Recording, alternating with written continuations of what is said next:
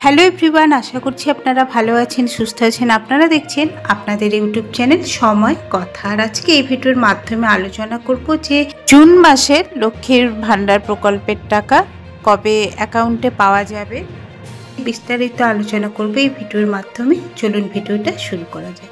সরাসরি আর্থিক সহায়তা প্রদান করা হয়, তবে 2021 সালে এই প্রকল্পের ঘোষণা করেন রাজ্যের মাননীয় মুখ্যমন্ত্রী মমতা বন্দ্যোপাধ্যায়। প্রথমে 500,000 টাকা দিয়ে শুরু হলেও পরে লক্ষ্মীর ভান্ডার প্রকল্পের টাকা বেড়ে গিয়ে তা 1000 ও 1200 টাকা করা হয়। তবে এই মুহূর্তে লক্ষ্মীর ভান্ডার প্রকল্পে প্রায় 2,21 লক্ষ মা বোনেরা এই সুবিধা পাচ্ছে। ব্যাংকে আসবে এবং নতুন যেসব আবেদনকারী মা বোনেরা রয়েছেন তাদেরও বা টাকা কবে পেতে চলেছেন সেসব নিয়ে সবাই মুখে একই প্রশ্ন উঠছে।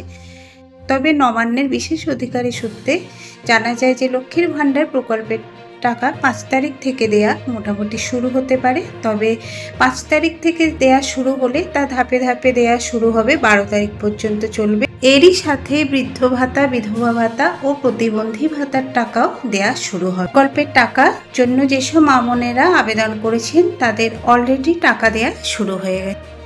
এই ছিল আজকে আপডেট। আশা করছি এই তথ্য আপনাদের ভালো লেগেছে। এরকমই নতুন নতুন খবরাখবর পেতে অবশ্যই চ্যানেলের সাথে থাকুন।